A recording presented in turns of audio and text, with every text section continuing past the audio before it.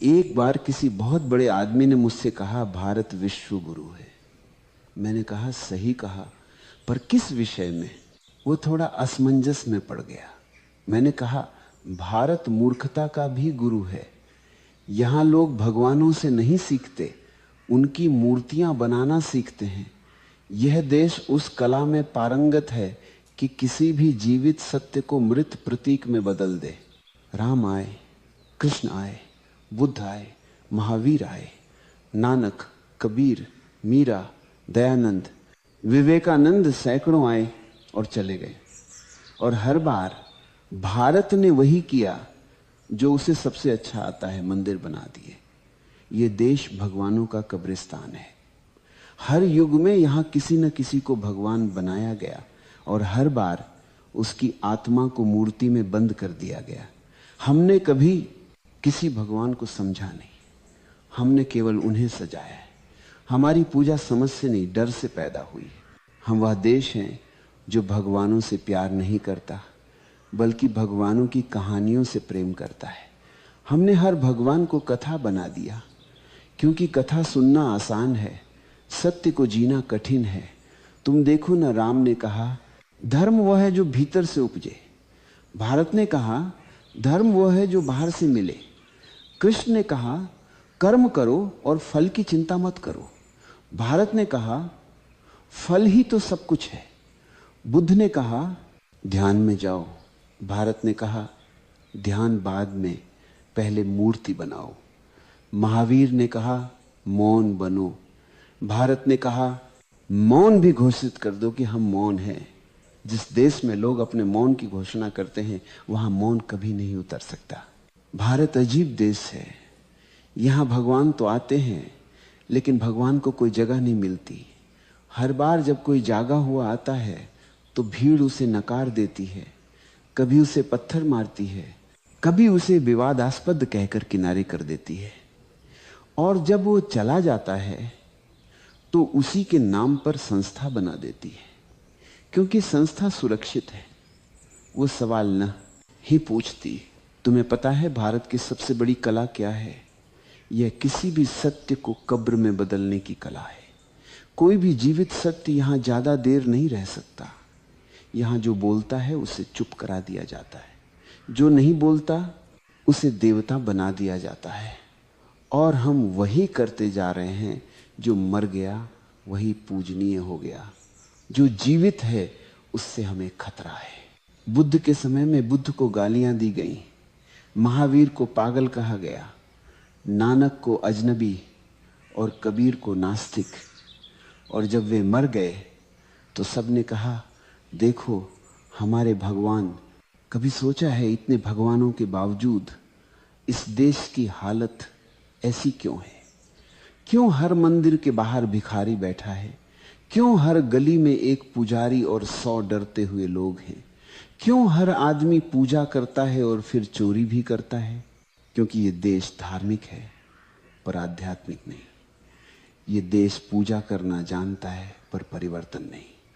ये देश भक्ति जानता है पर जागरण नहीं। भारत की सबसे बड़ी समस्या यह नहीं कि यहां पाप है, बल्कि यह है कि यहां पाखंड है।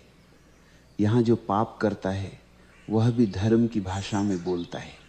यहां जो लूटता है वह भी मंदिर में दान देता है। यहां जो हत्या करता है वह भी शास्त्र पढ़ता है। हमारे यहां धर्म इतना सस्ता हो गया है कि उसे हर गली में खरीदा जा सकता है। बस थोड़ी माला, थोड़ी धूप, थोड़ा नारियल और फिर तुम भगवान के प्रिय बन गए।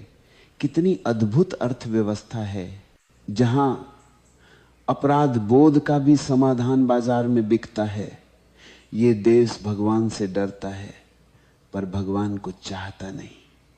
यहां हर आदमी मंदिर जाता है क्योंकि उसे स्वर्ग चाहिए, न कि सत्य। यहां हर पूजा सौदेबाजी है। हे भगवान थोड़ी मदद कर देना, मैं तेरे नाम पर दान कर दूंगा।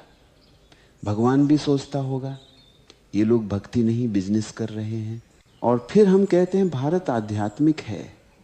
नहीं भाई, भारत व्यापारी है। यहां हर चीज भी कती है, भक्ति भी, आस्था भी, आत्मा भी, हमने भगवान को भी अपनी राजनीति में घसीट लिया है। अब धर्म वोट मांगता है, ध्यान नहीं। अब साधु भाषण देता है, मौन नहीं। अब मंदिरों में घंटियां बजती हैं पर कोई भीतर नहीं उतरता। भारत ने भगवानों की इतनी भीड़ बना दी है कि अब कोई भगवान जीवित नहीं रह सकता। यह देश भगवानों का ट्रैफिक जाम है। हर गली में कोई नया अवतार खड़ा है, हर दीवार पर नया मठ, नया संत, नया संगठन। और हर संगठन कहता है हमारा भगवान असली है, मानो भगवान भी अब पार्टी टिकट पर खड़ा है। कभी कभी मुझे लगता है अगर भगवान सचमुच लौट आए तो सबसे पहले भारत छोड़ देंगे, क्योंकि यहां लोग उनसे प्रेम नहीं करेंगे। हमारे पार्टी बीजेपी और आर्धान, यहां लोग उनकी फोटो बेचेंगे। यहां भक्त नहीं होंगे, ग्राहक होंगे। यहां आरती नहीं होगी, आयोजन होगा। यहां ध्यान नहीं होगा, फंडिंग होगी। भारत ने भगवान को कभी समझा नहीं। हमने पूजा की क्योंकि पूजा आसान है, उसमें कोई जिम्मेदारी नहीं होती, कोई खतरा नहीं होता। तुम पूजा करके वही रह सकते हो जो तुम हो, पर समझने के लिए बदलना पड़ता है, मिटना पड़ता है, जागना पड़ता है। और भारत सोना चाहता है मखमली धार्मिक चादर ओढ़कर। इतिहास गवाही देता है इस भूमि पर जितने भगवान उतरे उतने किसी और देश ने कभी नहीं देखे। हर सदी में कोई न कोई सत्य का दीपक जलाने आया और हर सदी में हमने उस दीपक को बुझाने की पूरी कोशिश की। जब वह जीवित था हमने उसे झूठा कहा, और जब वह चला गया हमने उसकी मूर्ति बना दी। हम जीवित सत्य को सह नहीं सकते, हम मृत मूर्तियों से प्रेम करते हैं, क्योंकि जीवित सत्य तुम्हें बदल देता है और मूर्ति तुम्हें वैसा ही रहने देती है जैसे तुम हो। हमारा धर्म अब साधना नहीं, सुविधा है। हमारे मंदिर अब मौन नहीं, बाजार हैं जहां पूजा बिकती है, जहां मोक्ष की किस्तें जमा की जा सकती हैं। जिस देश में हर गली में भगवान का एजेंट बैठा हो, वहां आत्मा की यात्रा रुक जाती है। हमने सत्य को व्यवस्थित कर दिया है। धर्म अब एक संस्था है जिसमें प्रवेश तो है पर जागरण नहीं, जहां लाउड स्पीकर है पर मौन नहीं, जहां आरती है पर आस्था नहीं, जहां व्रत है पर विवेक नहीं। जिस देश में सत्य को शास्त्र में बदल दिया गया, वहां सत्य अब केवल पाठ्यक्रम बन गया है। लोग ग्रंथ याद करते हैं पर सत्य को जीते नहीं। वे चर्चा करते हैं कि कौन सा भगवान बड़ा है, पर अपने भीतर की नींद को देखने का साहस किसी में नहीं। कभी सोचा है जिस देश में ध्यान की खोज हुई, योग जन्मा, फिर भी हर आदमी बेचैन क्यों है? हर चेहरा थका हुआ क्यों दिखता है? हर मन भय से भरा हुआ क्यों है? क्योंकि हमने ध्यान को व्यवहार बना दिया है, अनुभव नहीं। अब ध्यान भी प्रदर्शन है। लोग कहते हैं मैं रोज 2 घंटे ध्यान करता हूं, मानो ध्यान भी कोई उपलब्धि हो। जो चीज शब्दों में कही जा सके वो ध्यान नहीं है। यह भूमि जो मौन की जननी थी अब सबसे अधिक शोर करती है। हर गली में घंटियां बजती हैं, हर मंदिर से लाउड स्पीकर चिल्लाते हैं। यहां सच्चा भगवान अब प्रतिस्पर्धा में है, सत्य विज्ञापन में है। धर्म अब भय का दूसरा नाम है। हम पूजा करते हैं क्योंकि डरते हैं, हम उपवास रखते हैं क्योंकि डरते हैं। हम धार्मिक नहीं हैं, हम भयभीत हैं। और जहां भय है वहां प्रेम नहीं, जहां भय है वहां ध्यान नहीं। धर्म तब जन्म लेता है जब प्रेम होता है, जब व्यक्ति स्वयं को देखने का साहस करता है। पर हमने धर्म को भय में जन्म दिया है, इसलिए ये धर्म हमें मुक्त नहीं करता बल्कि और बंधनों में बांध देता है। ये भूमि हर बार जागरण के बीज पाती है और हर बार उसे किसी मंदिर में बो देती है। बीज को पूजा मिलती है, पानी नहीं, इसलिए फूल कभी नहीं खिलता।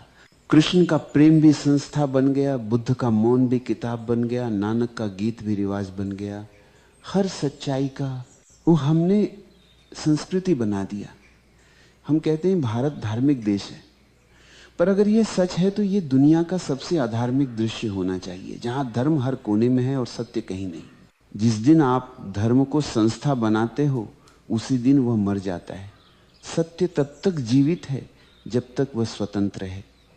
जैसे ही तुम उसे ग्रंथ में बंद करते हो वह शब्द बन जाता है, जीवन नहीं। हमने भगवान को बाहर खोजा और यही हमारी सबसे बड़ी भूल है। जिसे भीतर पाया जा सकता था उसे मूर्ति में कैद कर दिया गया। जिसे महसूस करना था उसे दोहराना शुरू कर दिया। जिसे जीना था उसे गाना बना दिया। अब भगवान का नाम है पर उसकी सुगंध नहीं। धर्म का शोर है पर भीतर मौन नहीं। हमने धर्म को मुखौटा बना लिया है, भीतर कुछ और बाहर कुछ और। अगर आज कोई नया जागा हुआ व्यक्ति जन्म ले तो वही होगा जो हमेशा होता आया है। पहले उसकी निंदा होगी, फिर उसकी हत्या होगी, फिर उसकी मूर्ति बनेगी। यह सिलसिला इस भूमि की परंपरा बन चुका है और जब तक यह परंपरा नहीं टूटती तब तक इस देश में चेतना नहीं आएगी। क्योंकि चेतना संस्था से नहीं, बगावत से जन्म लेती है, भीतर की बगावत से। जब तुम ये देख लेते हो कि भगवान बाहर नहीं भीतर है, तभी पहली बार धर्म जन्म लेता है। इस भूमि को भगवान की नहीं, देखने वाली आंखों की जरूरत है। इस भूमि को पूजा की नहीं, साक्षी भाव की जरूरत है। क्योंकि जिस दिन आदमी देखने लगा उसी दिन वह भगवान बन जाता है। भारत भगवानों से भरा हुआ है। हर गली में मंदिर, हर सड़क पर साधु, हर घर में तस्वीर। लेकिन क्या इस सब के बीच कोई मनुष्य बचा है? यहां धर्म है लेकिन धर्मात्मा नहीं। यहां पूजा है लेकिन प्रेम नहीं। यहां शास्त्र है लेकिन अनुभव नहीं। यहां हर कोई भगवान का नाम लेता है पर कोई भगवान को जीता नहीं। कभी मंदिर के बाहर जाकर देखो, जो आदमी अंदर घी का दीपक जला रहा है वही बाहर अंधकार को फैला रहा है। जो मंदिर में आरती गा रहा है वही बाजार में झूठ बोल रहा है। जो सुबह राम राम कहता है वही दोपहर में किसी का शोषण करता है। क्योंकि इस देश में पाप से नहीं, पकड़े जाने से डर लगता है। यहां धर्म अंतःकरण से नहीं, प्रतिष्ठा से जुड़ा है। लोग भगवान को नहीं, समाज को खुश करना चाहते। भारत का धर्म एक नकाब बन चुका है। यहां जितनी आस्था दिखाई देती है उतनी ही गहरी अंधता भीतर है। लोग पूजा करते हैं ताकि पाप छिप जाएं, ध्यान करते हैं ताकि अहंकार सुरक्षित हो जाए, भक्ति करते हैं ताकि आत्मा को देखना न पड़े। ये धर्म नहीं, मनोवैज्ञानिक बचाव है। हमारे सारे कर्म कांड उस डर से उपजे हैं कि कहीं हमें अपने भीतर झांकना न पड़े। क्योंकि जो भीतर झांकता है वह भीड़ से कट जाता है, वह अकेला पड़ जाता है। और यह भीड़ अकेले को माफ नहीं करती। इस भीड़ को भगवान चाहिए पर जीवित भगवान नहीं। भीड़ को चमत्कार चाहिए, सत्य नहीं। भीड़ को कथा चाहिए, मौन नहीं। जो आदमी भीड़ से अलग चल देता है, भीड़ उसे खतरनाक कहती है, क्योंकि वह उनके झूठ को उजागर कर दे।